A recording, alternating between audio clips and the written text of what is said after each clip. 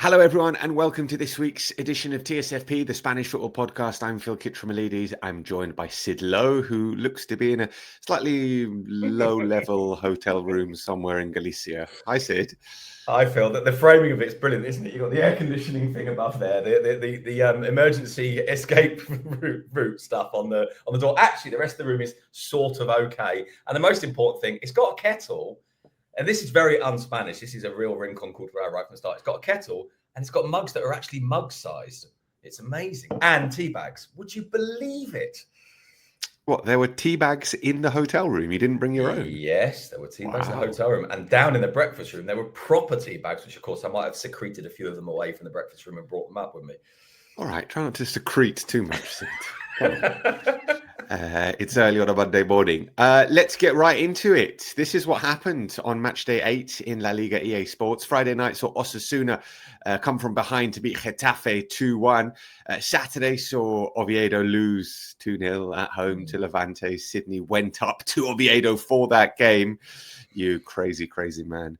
Girona got their first win of the season, beating Valencia 2-1 at Montilivi. Athletic Club beat Mallorca 2-1, ending a long winless run for them.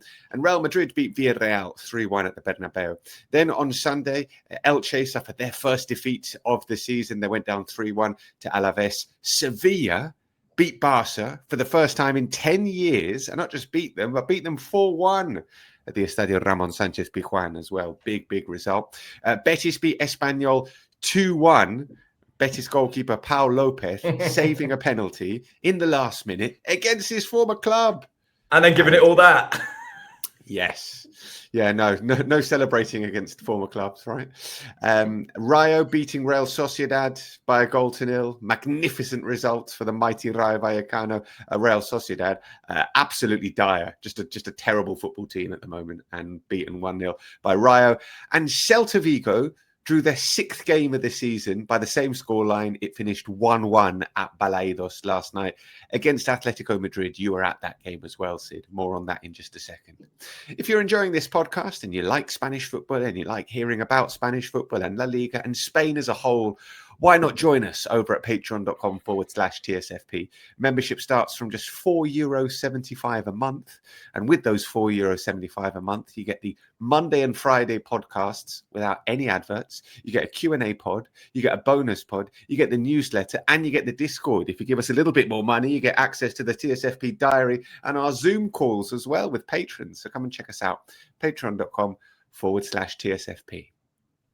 We have to talk about Barça first, Sid, and that 4-1 defeat in Seville. I know you were in Vigo while this was going on, so you weren't at the game, but it was a huge result. A Barça side who just, well, let's put it in the words of some of their players. Pau Cubarsí says, we started the game asleep, dormidos.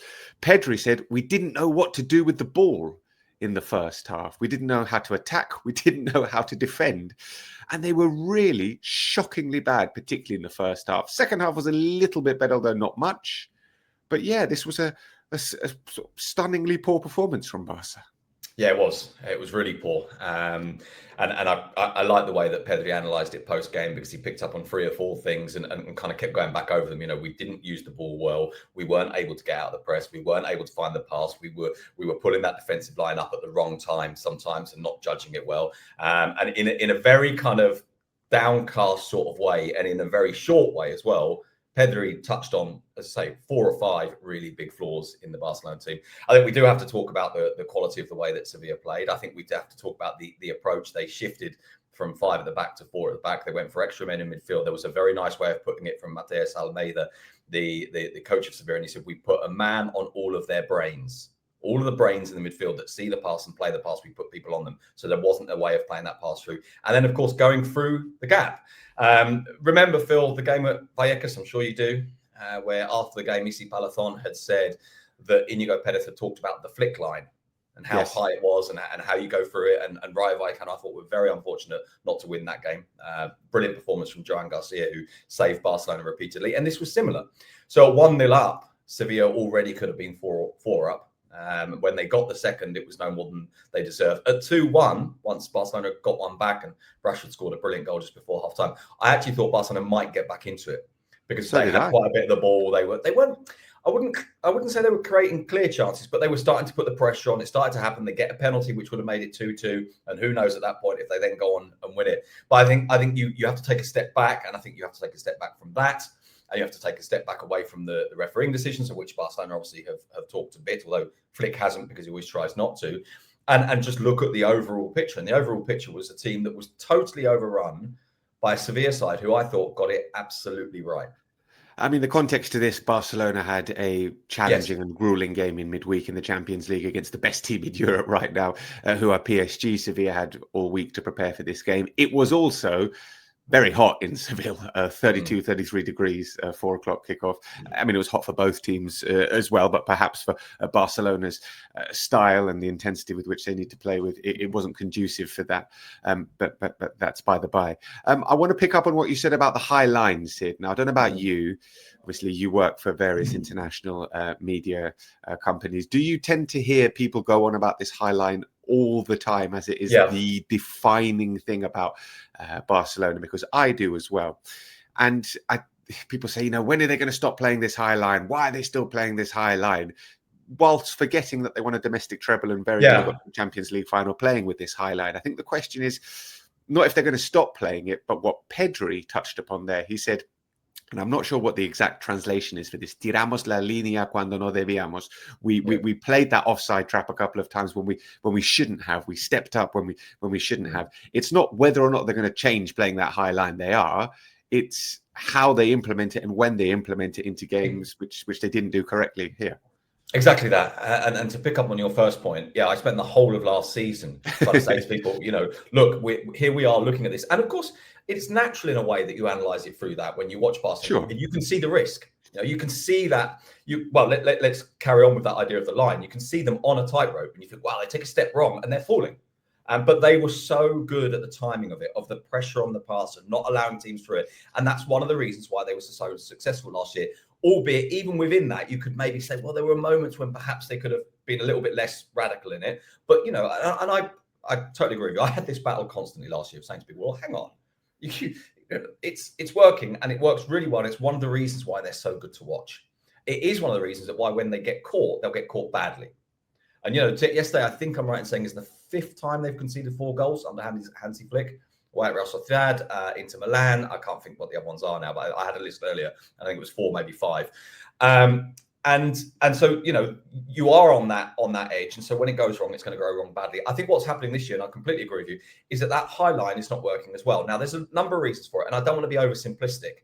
And I realize there is a risk of being oversimplistic. Obviously, there's a bit of me that just thinks, well, this is Inigo Martinez. This is the guy that led that line out, that got the timing right, that controlled the rest of the defense, that stepped them forward. But I think it's much more than that. Because I think even without him, you can get this right if you time it right. But in particular, if you put the pressure on the passers so they can't deliver that ball into the space behind you. And that's what I think one of the things that Barcelona are struggling with. They had a really bad, it was October, wasn't it, last year? And Flick called it shit October, or was it November? It was October, wasn't it? Shit October. Oh, so sorry, that's right. Shit November. So maybe now we're going into shit October. So you have that period where it's kind of not quite happening. And you need to get it right. And the timing needs to be good. And the other thing that's different, of course, is that the more... Now, I know this is... Right, this might sound oversimplistic as well. And I think there is a risk of the analysis being oversimplistic. There is a sense as well of teams working this out. Now, you might say, well, of course they work it out. If everyone was talking about it all of last year, how can it take so long to work out? I'll tell you how it can. Because it's one thing to identify this as a potential chink in the armor that you can attack. There's a space there. You can go into that space. You've got to play it. But you've got to be able to work on it and train it and get it right. Because as Real Madrid found last year in the first Clasico, I think I'm right in saying it was 12 offsides, 8 of them for Mbappe. That is because a team, A, Barcelona, are doing it brilliantly, and B, Real Madrid aren't doing it brilliantly. And of course, so the teams that play against Barcelona, it's not enough just to see that they play high. You've got to then get it right. And that's really difficult. I think this is one of the other things we overlook. We sometimes look at this Barcelona team thinking, well, it's so easy. Well, it's easy to identify, maybe. It's not necessarily easy to do. And Sevilla did it brilliantly. Benfica, Osasuna, Atletico Madrid and Inter Milan, the sides that scored 4 goals, and Real Sociedad. And Real Sociedad, yeah. Oh, no, not Real Sociedad. Yeah, didn't they lose? Hang on, what was the score at Russell? Oh, no, sorry. They got overrun, but they didn't actually concede 4. Sorry, Okay. yeah. Yes. So those are the teams that scored 4 goals against Barcelona last season. Sevilla joining that list. I liked what I heard in the cooling break from Matias Almeida. I think it was in the first half, and there were lots of good things to pick up on it. And I think they're already 2-0 up at this point. And he was talking about not dropping the intensity, which he didn't. But there was also this great line: "Don't let them think." Yeah. Don't let them think, and they didn't.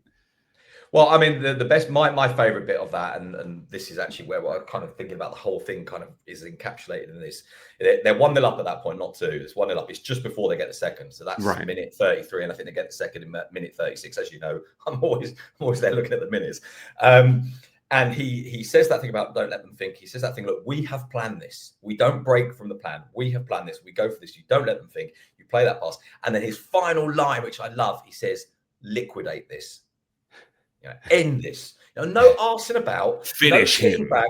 Finish him. Finish him off. And they did. Now, obviously, it's a little simplistic to say that they did, although that's inevitably the way we're all going to frame it, myself included. But they went out on the pitch. 3 minutes later, they got the second goal. Now, they didn't finish it off immediately because they conceded just before half time. They were under pressure. They then have the penalty that Lewandowski misses at 2-1, which would have made it 2-2. And who knows what happens next. And the last 2 goals come very late. But the last 2 goals were entirely deserved. Because at that point, when Isaac Romero scores, he's already had 3 absolute. I mean, it's difficult to properly express how clear those 3 chances were that he didn't take. And so you're 2-0 up at that point, just after that cooling break. And you're thinking, this could already be 4 or 5. And in the end, it was 4. I enjoyed the Isaac Romero making me look very, very silly, or not, just after I'd given his expected goals statistics for the previous season and saying that he was way down on his XG last season, underperforming, really should be taking his chances, and he duly scored, although it was a pretty simple one. Exactly, and it proves your point anyway, because he's already missed 3 in that point. And the other thing about Isaac Romero, in fairness, is that I'm not going to say no one expects him to score, because I suppose in a way you want him to score, and that's what your forward's for. But there's an admiration for the amount of work he does, for how selfless he is, and I think there is a recognition that he's not a clean finisher. No, I think is one way of putting it. Or a good one, yeah. He did score. He did score against Barcelona. Just going back to Barcelona, obviously they're missing some key players. No Lamine Yamal, no Rafinha. Their first 2 choice goalkeepers are out as well, and I think Wojciech Szczesny could maybe have done better with it. At least one of the goals, although he did make some good saves in this game as well. No Fermin, no Gavi. There are important players missing, but everyone has injuries, and the starting 11 in this game is a really strong starting 11.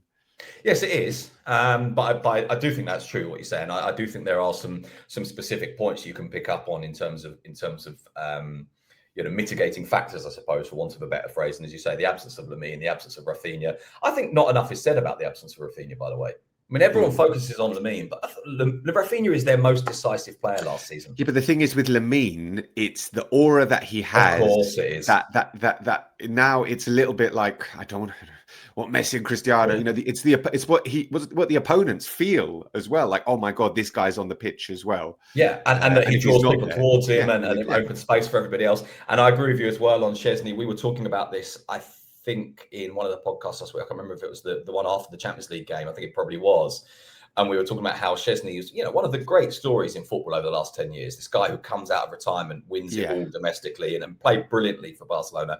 But we still couldn't help feeling that he's maybe not quite the absolute elite.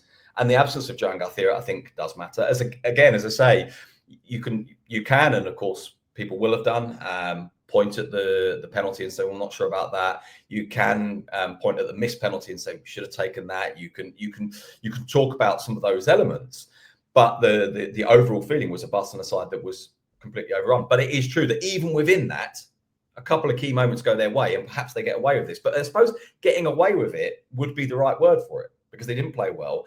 This was actually, I think, go back to it, I've already mentioned it, but this was very similar to the Rayo Vallecano game, I felt. The difference is the result rather than the way that the game played out.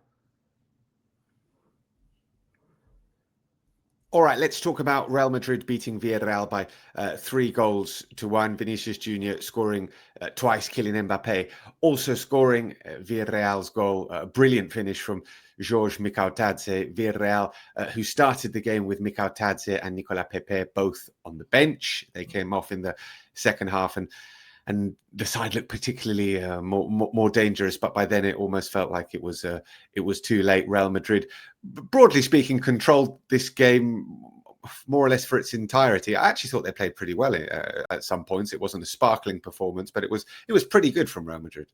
Yeah, I think it was closer to what we were talking about before the derby. That idea of Madrid controlling games, maybe not being very excited. I think I described them as boringly What's your phrase? Good. Yeah, boringly good. And they're sort of, controlling the game, being on top. I think there was a bit more spark in this than there'd been in some of the previous games. I think there were more chances. Yeah. We did see a Vinicius that was really lively when it's not been all that good this season with Vinicius, but I thought he was good in this. And I felt they were the better side. That said, I also felt at half time, given the way that Villarreal play and the way that they plan it, and obviously that one really good chance where Courtois makes an amazing save with the ball right through the middle, and they're 1-1. I can't remember who it is now. Who is it that's 1-1? It's Tani Olu. That's right. Away. That's right. Sorry, I was trying to remember who it was. And Courtois makes a really, really good save. And at that point, I'm thinking, this is kind of the way that Villarreal plan it. So for all of Madrid's control, of course there is. There is a chance that Madrid get caught out in this. There is a chance that they get that Villarreal get what they want. But yeah, ultimately, I think there's not really too much doubt that this was the right result. And a lot of eyes were on Vinicius, and he was noticeably better in this game. I think it's his best performance this season. Yeah, and obviously he wins the penalty, which for me, actually, to be honest, I've watched it back quite a few times. I think he's a penalty. I think he makes the most of it, but I think it is a penalty.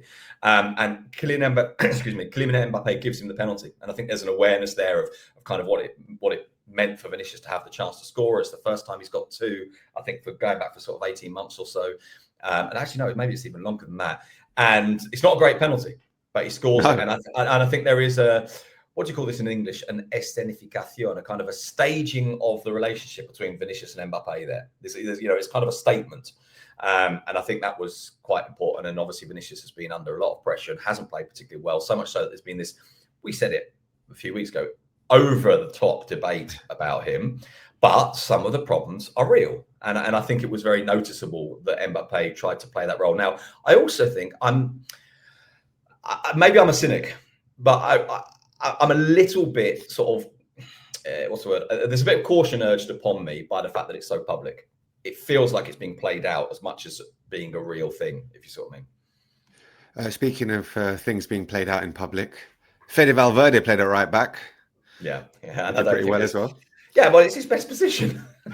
I hate to say it, but don't tell him that. No, exactly. But I saw the statistics. It was the game where he had the most touches this season, the game where he had the most shots this season, the game where he produced the most passes this season, where he covered the most ground. I don't want to go back over old ground because we've talked about this quite a bit, but this system as a central midfielder is slightly contradictory for him because he helps them because he's the one that drives the press, but it doesn't help him because it doesn't give him the space into which to run, which makes him such a good player. I remember you banging on for years about wanting to see Gareth Bale at left back. Literally there we go. For years, you would say. And now we've got Fede Valverde at right back. It's what the world needs. Villarreal, as we said, sort of sat back and looked to counter. I was looking at the stats, Sid. Last season, they were 13th in terms of average possession in La Liga, but they were the third top scorers and they finished in a Champions League spot. They don't need the ball to hurt you. And that goal scored by Micautadze is an absolutely terrific finish. Really, really strong from him. And Villarreal, when they went 2-1, they made it 2-1. It looked like there could be a chance. Obviously, they went down to 10 men, and then it felt like it was beyond them. It was beyond them too. So Villarreal. I heard Marcelino speak before the game and said, "How your team?" He said, "Tired." So that's explained some of the rotations and why maybe Micautadze and Pepe were on the bench, but ultimately beaten at the Bernabeu, which is what usually happens when they go there. Yeah, and he was post game. Of course, he was saying, "I'm not going to talk about the referee. You keep asking me. You asked me 200 times. I'm going to end up saying something." He talked about the referee quite a lot without talking about the referee. Not so much the penalties, as I said. I think the penalty is a penalty. I do think it's looked for, but I think it's a penalty. But the red card is laughable, really. Soft. soft second yellow card, but there we go. All right, so Real Madrid beating Villarreal 3-1. Real Madrid top of the table now after Barcelona slipping up and Real Madrid beating Villarreal. You're in Vigo, Sid, because last night you were at Balaidos to see Celta Vigo and Atleti play out that 1-1 draw, a sixth 1-1 of the season for Celta, who are the only team in La Liga yet to win. Atletico Madrid yet to win away from home this season. It's just 3 wins in 14 away matches in the calendar year of 2025. None this season, bringing them down from the euphoria of the derby win last season. I was listening to some of the analysis of this game on the radio. Don't do that. I mean, obviously Atletico Madrid played with 10 men here. Clement Lenglet getting a second yellow card on 40 minutes, which conditions the game as it generally often does. But the analysis seemed to be that, Atletico Madrid, they did well. They obviously the red card conditions the game completely, but they were in control. They were 1-0 up, and then in the second half they went for it and tried to. I was like, what are you talking about? Atletico Madrid took the lead after 5 minutes, an own goal, and then they just completely sat back, invited Celta Vigo onto them. The red card means that they sit back even more. They do absolutely nothing in this game apart from scoring the 5th minute and then hang on in the end for a 1-1 draw. And there was none of that analysis on the radio. Am I going mad, Sid? You were there. What did you think? Yeah, no, I don't think you are going mad. I think I would slightly, what's the word, matizar? What do you call that in English? I would add a caveat. Just disagree with me. Yeah, that's just great. I don't think they did nothing after the goal, but I do think you're right. I think it was control the game, keep the ball, move it. If we can create a chance, fine, but we don't need to force it. And I think maybe at times they should be forcing those chances a little bit more. And I think that the red card, for me, the red card is harsh, but I also think the red card, you're taking a risk that you don't need to take. And Lenglet took a risk that he didn't need to take. For me, that should never be a red card. Admittedly, it's a second yellow, so it's not quite a red card. And I, the other thing is that this is recurring. So all 8 games this season, Atletico Madrid have taken the lead. In 7 of the 8, they've lost the lead. In most of those games, in 2 of those, they've got it back again, obviously, because they lost the lead against Real, they lost the lead against Real Madrid, and both times they got it back again. And it sort of feels like that, in those games, they really kind of went for it. And it happened. And there's a bit of you that sort of thinks, what's missing for them to really go for it? Now, I do think that this was a game where they largely were in control. I thought Koke played well, and I thought Barrios played well. But then once it went down to 10 men, that idea that, right, we have to protect this, it's entirely natural. I completely understand it. Completely understand that a manager looks at that and it says, right, take a forward off and put a defender on. And by the way, he put on Galan and then took him off later on in the game. And I must admit, putting Galan on, I wasn't completely convinced by that, but I could understand why he did it. But you're right, they didn't really do very much. I actually felt that Celta didn't do a huge amount either.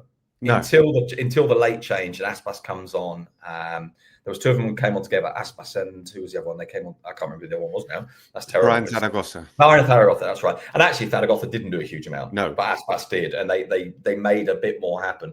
But it's happening repeatedly. And of course, when it happens repeatedly, you can talk about bad luck. You can talk about failure to finish. You can talk about not taking your chances or not clearing the ball when a ball drops. And in some of those games this season for Atletico, I would buy that analysis off you. But in this game, I wouldn't. And in that sense, I broadly agree with you. I think it was a little bit better than them just sitting back and saying, do nothing. But I would broadly agree with it in that I don't think they did enough. I don't think they before the red card, I don't think they did enough to find the second goal. They absolutely didn't. And I was, a little bit disappointed. It wasn't great to watch. Celta, as you said, had loads of possession in a sort of the midway point of the Atletico Madrid half, but then in and around the penalty area couldn't create too many chances. And I think actually Atletico Madrid had more touches in the opponent's box. Oh well, actually no. In the end, Celta had more touches in the Celta box, in the Atleti box, but for large parts, Atleti had managed to get into the opponent's area more than Celta, despite Celta dominating possession. Barry Aspas changed the game. He really did change the game when he came on. He scored the equaliser as well on a monumental night for him, his 533rd appearance for Celta Vigo, drawing level with Manolo Gonzalez as the player with the most appearances for Celta Vigo. A special night for Baz, although they still haven't won. and it's 6 No, draws in Celta. and talking to them afterwards, there was real frustration about that actually, because I think they know they should have more. I think deep down they think it will happen because they are playing reasonably well, not always brilliantly, but reasonably well. Obviously, they change lots of players again, which they do. They try and make it fresh. They try and make it dynamic. They try and make it difficult for you to know how they're going to play. Talking to a couple of them yesterday, we were talking about, if you like, a kind of a lack of clarity or a lack of patience. You know, in those moments where they've taken the ball to the edge of the Atletico area, not really knowing what to do with it, and either slinging it in or coming back. And I think the feeling was that maybe actually they were putting it in too early, too often. Although actually, I felt that with Mingueza's balls dropping into the far post a couple of times, they nearly got there. And the difference when Aspas came on was exactly that. It was the clarity. It was that the passes he was giving were cutting through people. They were making things open up. Now, it's not like suddenly there were loads of chances, but there was kind of an idea behind what they were doing, which I think was lacking for a lot of the rest of the game. Okay, we don't want the audience numbers to drop off a cliff right now, but briefly give us the analysis of Oviedo 0, Levante 2. Well, do you know what? In that game? Levante played. Right, there's a risk here of me sounding bitter. Right, so bear with me and let me hold up my hands and say, you all know I'm biased. Levante, it felt to me, played the game management game, which is they can have a lot of the ball, but when we get the chance, we take it, and then we manage the game. And a friend of mine, I think this is stepping too far. A friend of mine post game said to me, they were Getafe. Now, of course, that was born of the frustration of watching it, but I thought they managed the game really well in a frustrating sort of way. But I thought they managed the game really well. Oviedo were definitely the better side for more or less until the first Levante goal. But after that, I felt, again, lacked. We were talking about this with Celta and maybe with a little bit of Atletico Madrid. Lacked any kind of clarity to properly create chances. And it's for Oviedo, it's a real pity because, of course, they come off the back of Matchday, and this was the beginning, if you like, of their league. The chance to maybe start getting points against the teams that you suspect at the end of the season will be your direct rivals to avoid relegation. And the first one, they lost. Real Oviedo currently out of the relegation zone on goal difference. They're 17th with 6 points. You've got 3 teams who've got 6. Celta, Oviedo and Girona, who are 18th. Real Sociedad have got 5. Mallorca are bottom, also with 5, but a slightly worse goal difference. That's how the bottom of the table looks. And, you know, you're not in the relegation zone, Sid. No, exactly. Stop the count. You take that. Yeah, stop the count. This is what happened in the Segunda. Depor and Racing lead the way with 16 points after 8 games. That's after Depor drew 1-1 with Almeria and Racing beat Malaga 3-0. Elsewhere, Leganés won 2-1 at Andorra. Duke with a Cristiano Ronaldo-esque free kick. That's what Al's put in the notes here. Yeah, it's amazing. It really is. Yeah, it's a brilliant free kick. And Las Palmas beat Cadiz 1-0 with a late goal. And most importantly, Phil, sorry, just very briefly, most importantly, Las Palmas with the return of Kitromilides Rodriguez. Yeah, Kitromilides Rodriguez coming back, battling Hodgkin's lymphoma. And is it the third time he's back? It's the second return. Second return for Kitromilides, and great to see him back on the pitch and helping Las Palmas to a win against Cadiz. That's just about all we've got time for on today's edition of TSFP. We'll be over at patreon.com/TSFP for the rest of the week. Anything we didn't talk about, ask us a question. We'll answer it on tomorrow's Q&A podcast. There's a bonus podcast later in the week. Spain are in action without Lamine Yamal, but with Borja Iglesias, who was called up as a late replacement to the Spain national team as well. Borja Iglesias' little mini break that he was going to have during the international break has just gone up in smoke. Oh, had he booked a nice little mini breakaway? A little city break? Yeah. Yep. Oh, lovely. Oh, well. I think he's very happy to go away with Spain. Yeah, I think he probably is. Yeah. Every cloud. So come and join us. Patreon.com/TSFP. And if you don't want to do that, make sure you listen to the Friday preview pod every Friday. Adios, amigos. Cheerio.